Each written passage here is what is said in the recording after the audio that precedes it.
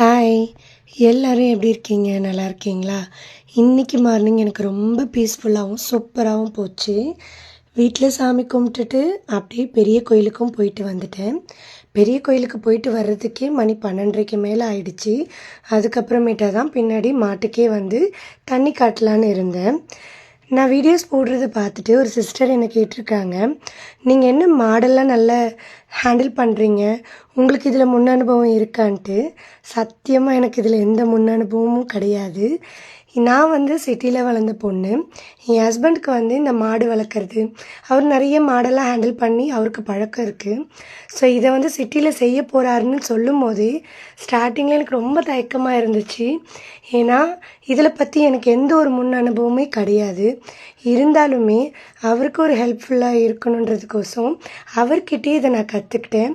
அவர் பண்ணுறதெல்லாம் பார்த்து தான் இதை நான் கற்றுக்கிட்டேன்.